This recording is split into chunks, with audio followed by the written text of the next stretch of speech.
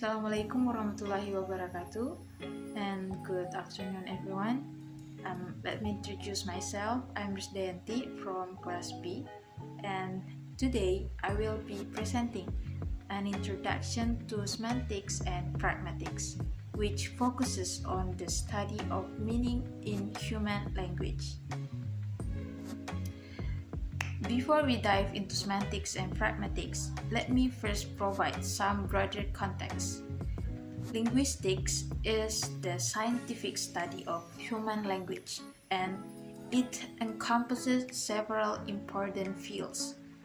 These include phonology, which studies sound systems, morphology, which examines word structure, syntax, which analyzes sentence structure, semantics, which investigate meaning, and pragmatics, which explores language use in context. The last two areas, semantics and pragmatics, will be the main of our focus today. So, what exactly is semantics?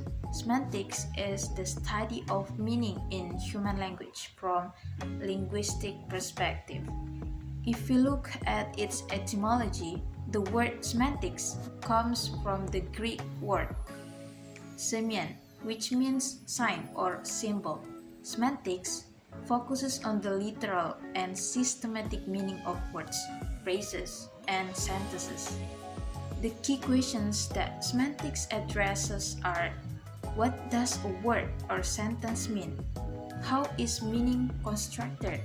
And what are the relationships between word meanings? Moving on to pragmatics. This is the study of how context influences the interpretations of meaning. The key focus areas of pragmatics include: how is language used in real situations? What does the speaker intend versus what is actually said? And how do listeners interpret speaker intentions? The main difference between these two fields can be summarized simply. Semantics asks, what does it mean? While pragmatics asks, what do you mean by that? Semantic versus pragmatics. Let's look this comparison table. Semantics deal with literal meaning that in context independent, meaning that's stable regardless of who says it or where. Pragmatics, on the other hand, deals with meaning in context, which is context dependent. Semantics is concerned with third conditions, whether something is true or false. Pragmatics is more concerned with appropriateness conditions, whether something is suitable for a particular context. For example, someone says, "It's cold in here." From semantic perspective, this sentence simply states that the temperature in the room is low. However, from pragmatic perspective, this utterance could be doing much more. It might be an indirect request to close the window, or turn on the heater, or even to over the speaker a blanket. The literal meaning and the speaker's intended meaning can be quite different, and that's where pragmatics comes in. Now let's explore the different types of semantics, starting with lexical semantics. This is the study of individual word meanings. There are several important concepts here. First, we have the notation, which is the referential meaning or what a word refers to. For example, the word dog denotes a four-legged animal that barks. Second, we have connotation, which refers to emotional or cultural associations. For instance, home versus house. The word home carries warmer, more emotional associations. Third, we have sense relations, which include synonymy, where words have similar meanings like big and large. Antonymy, where words are opposites like hot and cold. Hyponymy, where one word is a type of another, such as a rose is a type of flower, and meronymy, which shows part-whole relationships like finger is a part of a hand. The second type is compositional semantics, which is the study of how sentence meanings are built from the meanings of their component words. This follows the principle of compositionality, which states that the meaning of the whole is a function of the meanings of the parts and how they are combined. Let me give you an example. Consider blackbird, two separate words. Compositionally, this means a bird that happens to be black in color, but blackbird as a single word is actually the name of a specific species of bird, and not all blackbirds are black. And this also relates to scope and ambiguity. For instance, in the sentence, John saw the man with the telescope, there's ambiguity. Did John use the telescope to see the man, or was the man carrying the telescope? This demonstrates how the combination of words can create multiple interpretations. In semantic analysis of sentence, formal semantics use the concept of third conditions. Let me explain with examples. The statement snow is white is true if and only if snow is white. Similarly, all cats are mammals is true because every cat is indeed a mammal. This leads us to the concept of entailment. Entailment means if A is true, then B must be true. For example, John killed the spider, entails the spider died. If the first statement is true, the second must necessarily be true as well. Now we move to key concepts in pragmatics, starting with speech act theory, which was developed by J.L. Austin and John Searle. The theory states that every utterance performs an action, and there are three types of acts. First, the locutionary act is what the literally say. Second, the illocutionary act is what is done with the utterance or its function. Third, the perlocutionary act is the effect on the listener. For example, if someone says, "Could you pass the salt?" At the locutionary level, this is a question about someone's ability to pass salt, but the illocutionary level, it's actually a polite request. We're asking someone to pass the salt, not really questioning their ability.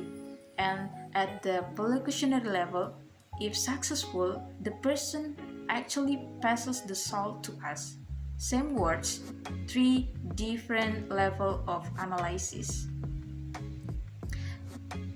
Another fundamental concept comes from Paul Grice in 1975, who proposed that communication succeeds because of cooperation. He outlined four maxims. First, the maxim of quantity states that you should give sufficient information, not more or less. Second, the maxim of quality says you should tell the truth and not lie. Third, the maxim of relation means you should be relevant to the topic. Fourth, the maxim of manner requires you to be clear, unambiguous, brief, and orderly.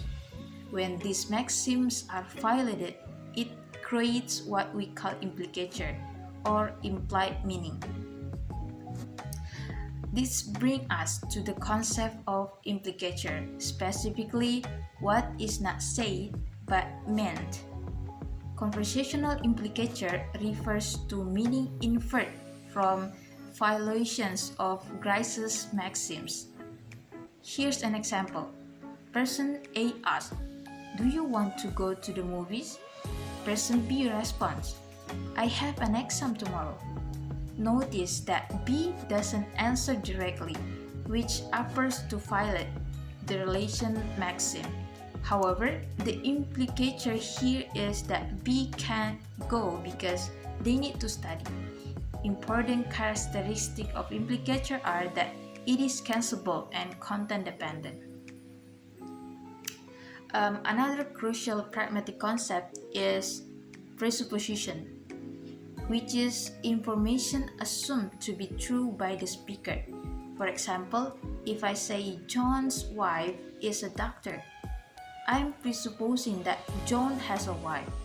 The main assertion is about her profession, but the existence of John's wife is taken for granted. Similarly, if someone says Mary stopped smoking, they're presupposing that Mary used to smoke. The focus is on the stopping, but the prior smoking is assumed. There are also what we call the projection problem. Presupposition remains even under negation. For instance, Mary didn't stop smoking, still presupposes that Mary used to smoke. This assumption remains true regardless of negations. Let's talk about reference and deixis, which deal with how language connected to the word and to context. Reference is the relationship between linguistic expressions and the entities they pick out in the word. When I say the table, that phrase refers to some specific table in our shared context. Deixis. Deictic expressions are words whose reference depends entirely on the context of utterance. We can identify three main types. Person deixis includes pronouns like I, you, we, and they. Who this refers to changes depending on who's speaking. Spatial deixis includes words like here, there, this, and that. What location these indicate dependence on where the speaker is. Temporal deixis includes words like now, then, yesterday, and tomorrow. What time this refer to dependence on when the utterance is made. For example, I'm here now. This sentence means something completely different depending on who says it, where they are, and when they say it. This demonstrates how deeply context is embedded in language. Let's explore figurative language, which goes beyond literal meaning. First, we have metaphor, such as time is money or life is a journey. Second, there's metonymy, like the White House announce, where the building represents the government. Third, we have idioms, such as kick the bucket, which means to die, or break a leg, which means good luck. Here's where semantics and pragmatics work together. Semantics explain the literal meaning, while pragmatics explain how we understand the non-literal meaning. When someone says break a leg before you performs, you understand pragmatically that they're wishing you well, not literally hoping you injure yourself. Moving on to expressing possibility and quantity, we have modality and quantification. Modality expresses necessity using words like must and have to, or possibility using can, may, and might. For instance, John must be home could indicate either a logical conclusion based on evidence or an obligation that John has. Quantifications deal with expressing quantity and scope. Universal quantifier like all, every, and each, or existential quantifiers like some, and may consider the difference between all students past versus some students past. These concepts are essential for logical and formal semantics. Let's discuss time in language through tense and aspects. Tense refers to time relative to the moment of speaking. We have past tense like walk and saw, present tense like walk and see, future tense like will walk and will see. Aspect, on the other hand, refers to perspective on the internal structure of events. Progressive aspect like is walking shows an ongoing action, while perfect aspect like has walked shows a completed action with current relevance. For example, I wrote a letter indicates something complete in the past, whereas I was writing a letter indicates something that was ongoing in the past. So, why is it important to study semantics and pragmatics? First, in language teaching and learning, it helps in understanding proper meaning and usage. Second, in translation and interpretation, it's crucial for preserving meaning across languages.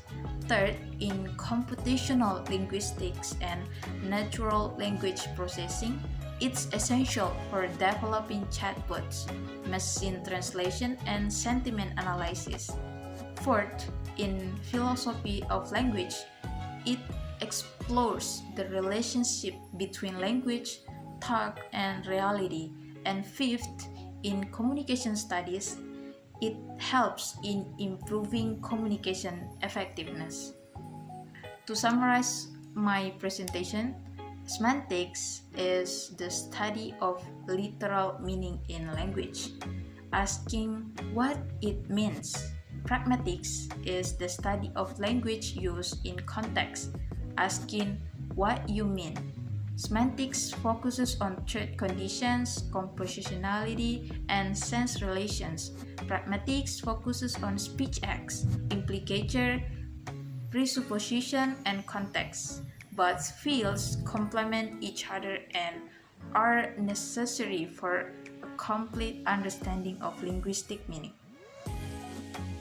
That brings us to the end of my presentation. Thank you so much for your attention. I hope this introduction has given you a sense of how fascinating the study of meaning can be. Both semantics and pragmatics are rich fields with deep theoretical implications and practical applications. Once again, thank you, and I end with wassalamualaikum warahmatullahi wabarakatuh.